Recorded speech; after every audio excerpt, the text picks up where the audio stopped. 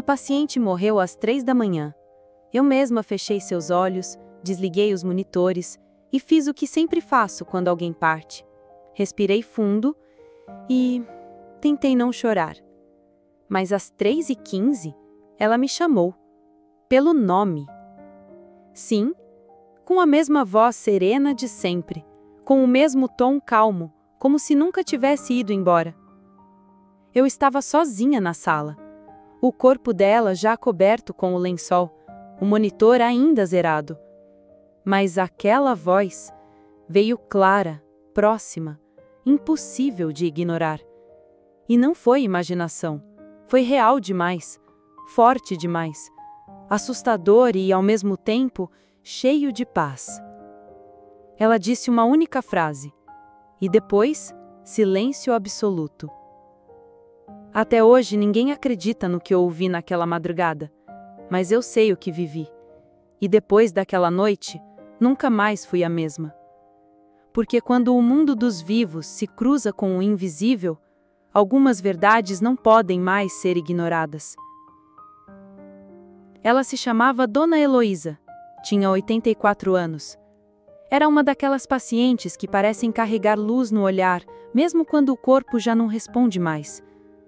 Estava internada há semanas, dizia que sentia que o fim se aproximava, mas falava isso com uma serenidade que incomodava. Não era medo, era certeza. Certeza de que a vida não termina com um último suspiro. Sempre que eu entrava no quarto, ela sorria, mesmo quando a dor a fazia tremer, mesmo quando os remédios já não aliviavam mais nada. Ela me chamava de minha menina e dizia que ainda teria algo importante para me contar, mas nunca disse o quê. Era uma madrugada fria, silenciosa. As luzes da UTI estavam mais fracas que o normal, e o relógio marcava 2h50. O ar estava pesado, e por alguma razão meu coração também. Poucos minutos depois, o monitor cardíaco começou a apitar. Corremos, tentamos reverter, tentamos tudo. Mas às 3 em ponto, o monitor zerou. Linha reta, sem pulso, sem respiração. Dona Heloísa tinha partido. Eu segurei sua mão até o último momento, fechei os olhos dela com carinho e cobri o corpo até o peito. E com o coração apertado, comecei a preencher a papelada. Era mais uma perda, mais uma despedida silenciosa na madrugada. Mas alguma coisa dentro de mim estava estranha, como se a história dela ainda não tivesse terminado. Antes de sair do quarto, hesitei. Algo me impediu de cruzar a porta. Uma vontade de ficar mais um pouco, de olhar mais uma vez para ela, de escutar o que, talvez, ainda não tinha sido dito. Foi quando senti um arrepio subir pela coluna, aquela sensação de que não estamos sozinhos, mas não havia mais ninguém ali. Ou pelo menos era o que eu pensava. E foi exatamente nesse silêncio, profundo, pesado e quase sagrado, que tudo começou. Depois da confirmação do óbito, tudo seguiu como manda o protocolo. Desligamos os aparelhos, removemos as sondas, preenchemos o prontuário, fechamos as cortinas. Cobri o corpo de Dona Heloísa até o pescoço. Me aproximei devagar, como quem se despede de alguém que, de alguma forma, continua ali. Toquei sua mão pela última vez. Ainda estava morna. E então, algo dentro de mim sussurrou: "Fica mais um pouco." Era irracional, era imprudente até, mas eu fiquei, naquela cadeira, naquele quarto, sentada ao lado de um corpo que não respirava mais. Enquanto a equipe cuidava de outros pacientes, eu fiquei ali, observando o rosto dela, sereno demais para alguém que havia partido. Tão sereno que quase parecia fingir. O relógio da parede marcava 3h13. 2 minutos de silêncio absoluto. Eu podia ouvir meu próprio coração. As luzes fluorescentes piscavam como se houvesse uma oscilação de energia. Foi aí que eu escutei. Uma voz, baixa, clara, familiar e sem hesitação. Ela disse meu nome. Me virei na hora.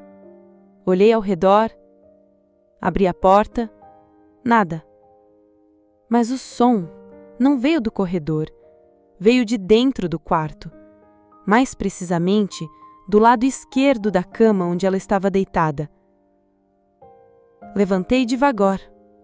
O corpo ainda estava imóvel. O monitor seguia desligado, nenhum sinal de vida.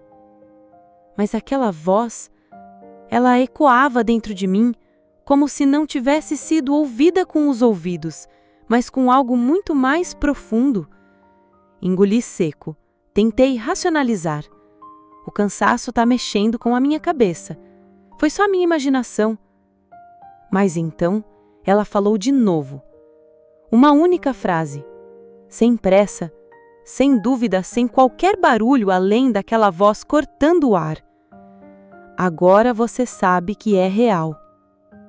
Foi como um soco no peito. Meus olhos se encheram de lágrimas, não de medo, mas de um tito de certeza que não dá para explicar. Senti um arrepio que começou na base da nuca e desceu até os tornozelos. Um arrepio frio, mas cheio de paz. Uma sensação de que algo maior estava presente. Olhei novamente para o corpo. Nada havia mudado. Nenhum músculo se moveu.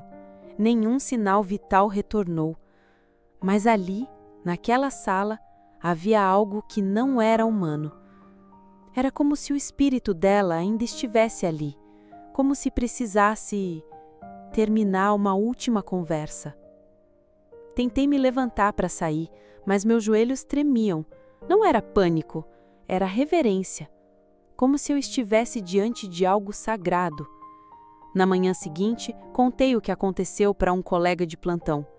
Ele ficou em silêncio e então, com os olhos arregalados, disse: Eu senti uma coisa estranha no corredor ontem, às 3h15.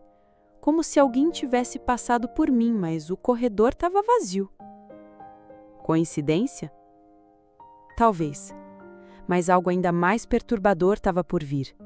Enquanto organizávamos os pertences da paciente, encontrei algo entre os papéis do criado mudo. Era uma folha dobrada, amarelada, com uma caligrafia trêmula, mas legível. A frase: Você vai saber que é real. Ela já sabia. Ela deixou escrito. Antes mesmo de partir, Dona Heloísa sabia o que aconteceria. E naquele momento, tudo fez sentido. A fé dela, a serenidade diante da morte, a frase repetida por semanas: Ainda vou te dizer uma coisa importante. Era isso. Ela queria me mostrar que a vida continua, que o espírito sobrevive, que a morte é só uma dobra no tempo, uma passagem, um retorno para casa. E quando alguém atravessa, às vezes volta, nem que seja por um instante, apenas para dizer o que precisa ser dito.